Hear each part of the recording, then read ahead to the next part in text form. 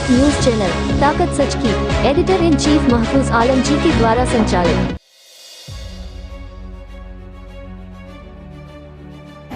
फुलवारी शरीफ की एक प्रमुख मस्जिद में इस्लाम और आतंकवाद विषय पर एक विशेष शांति सम्मेलन का आयोजन किया गया।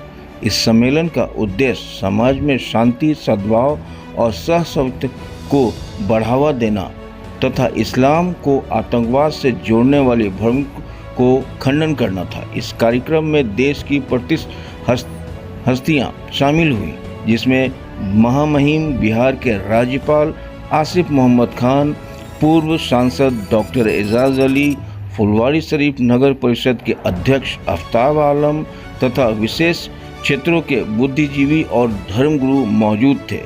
इस कार्यक्रम के दौरान महामहिम ने क्या कुछ कहा, आइए आपको हम सुनाते हैं उन्हीं की जुबानी। आतंकवाद और इस्लाम के बारे में क्या कुछ कहा, आइए आपको सुनाते हैं। किसी के जरिए फैलाए गए भ्रम में आने की ज़रूरत नहीं। खुद देखिए, खुद पढ़िए, और ये हो ही नहीं सकता कि दुनिया में जितने रिलीजन आए हैं वो लोगों को सभ्य बनाने के लिए आए। वो शांति का ही पैगाम देते हैं, वो हिंसा के लिए कभी नहीं हो सकता। बदकिस्मती से हमारा भारत पिछले 30-35 वर्षों से टेररिज्म का शिकार रहा है। एक तो पहले क्रॉस बॉर्डर टेररिज्म होता था और अब जो है तो डोमेस्टिक टेररिज्म हो रहा है। तो इसके बुनियादी जो कॉज है उसको जब तक उसका समाधान नहीं किया जाएगा तब तक ये जाने वाली चीज़ नहीं है। तो देश में आप महसूस करते होंगे कि जब से लोकतांत्रिक व्यवस्था है तब से यहाँ कॉम्युनल पॉलिटिक्स होती रही है। मंदिर मस्जिद के नाम पर पॉलिटिक्स कर लो, हिंदू मुसलमान के नाम पर पॉलिटिक्स कर लो, और अगर वोट घटता है तो फिर हिंदुस्तान पाकिस्तान के नाम से पॉलिटिक्स कर लो। तो जब तक ये कॉम्युनल पॉलिटिक्स चलता रहेगा तब तक हम लोग आतंकवाद से फ्री नहीं हो सकते, आज़ाद नहीं हो सकते। पहलगाम में जो हुआ वो क्या पॉलिटिक्स? बिल्कुल पॉलिटिक्स है, कॉम्युनल पॉलिटिक्स। देखिए, हमने आपको कहा ना कि बहुत सारे प्रधानमंत्री आए, बहुत सारे चीफ मिनिस्टर आए, बहुत सारा काम उन्होंने किया, स्टेट के लिए काम किया, मुल्क के लिए काम किया। लेकिन आप महसूस कीजिए कि चुनाव के वक्त जब चुनाव आता है तो सब चीज़ छोड़ के कॉम्युनल पॉलिटिक्स पर चले आते हैं। आप हमेशा महसूस कीजिएगा। हम लोग चाहते हैं कि ये ऐसे तो रुकने वाला नहीं है, क्योंकि सियासी लीडरान ही जब चाहते हैं कॉम्युनल पॉलिटिक्स हो तो कैसे रुकेगा ये। और कॉम्युनल पॉलिटिक्स से देश को भी नुकसान है, समाज को भी नुकसान है।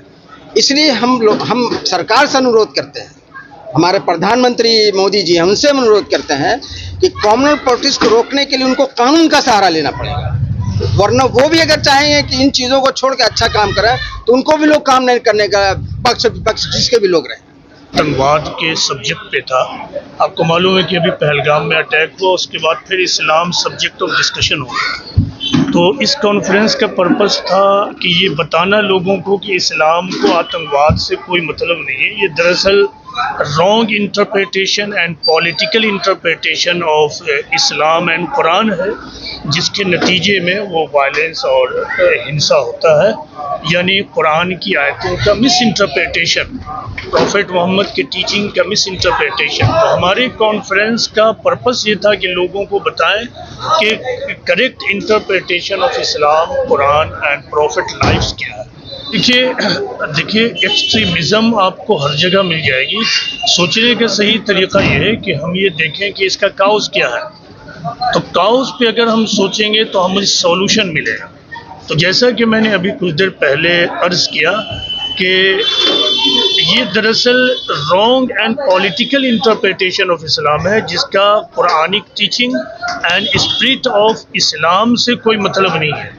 ये जब कॉलोनियलिस्ट पावर डोमिनेट करने लगा तो मुसलमानों के दरमियान कुछ स्कॉलर्स एंड दानिश्वर पैदा हुए जिन्होंने मुसलमानों को एक रॉन्ग गोल दिया, और वो ये कि तुम्हें अपने पिछले गोल को, पिछली चीज़ों को रिगेन करना है। तो कुछ लोग इस भ्रम में फंस गए और फिर एक्सट्रीमिज़म का रास्ता अख्तियार किया। इस्लाम मुसलमानों को और तमाम इंसानियत को जो गोल देता है वो जन्नत है, और इसके लिए इस दुनिया में एक इंसान को जो करना है वो है प्यूरिफिकेशन ऑफ सोल, यानी अपने आत्म शुद्धिकरण, जिसको हिंदी में कहते हैं आत्म शुद्धिकरण। तो मुसलमानों का असल मकसद इस दुनिया में होना है आत्म शुद्धिकरण, और जो फाइनल गोल है जन्नत। खिलाफत और इस्लामिक स्टेट का क़याम ये इस्लाम का गोल नहीं है।